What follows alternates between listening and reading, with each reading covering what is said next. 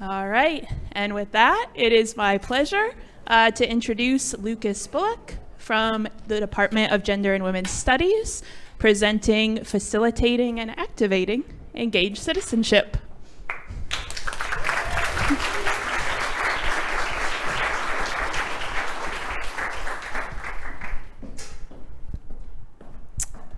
Hello, my name is Lukas Bullock, and I'm a graduate instructor in the Department of Gender and Women's Studies.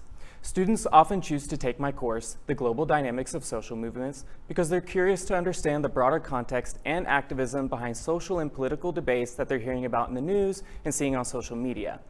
I find that the topics that my course covers, such as Indigenous rights activism, the prison industrial complex, and global forms of LGBTQ activism, have never been critically unpacked by my students before. And it's not that they don't want to talk about these topics. It's just that they've never been given a space to constructively think through the impact of social movements on our modern world.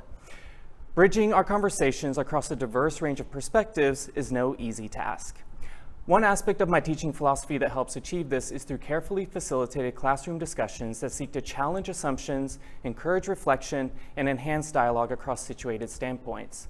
Usually I begin these classroom discussions with a question that invokes self-reflection in small groups, and use that as a springboard to weave in the perspectives of my students into a broader conversation about social movements that gears them towards the stated learning outcome for the day.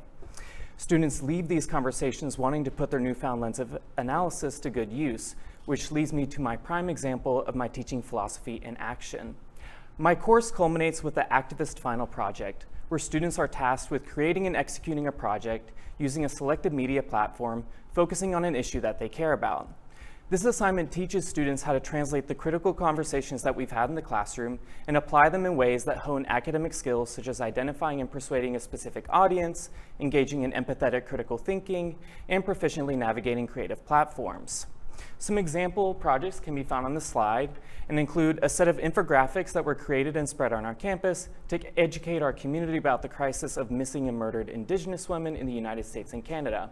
One student developed a podcast that highlighted the mental health struggles of LGBTQ students on campus, while another student created an informational blog that highlighted issues around adequate food access in the U.S. prison system. These example projects demonstrate how students have been able to display acts of engaged citizenship, drawing from conversations we've had in the classroom that enmesh them in the pressing issues facing our communities in ways that also instill confidence that they can be advocates for change.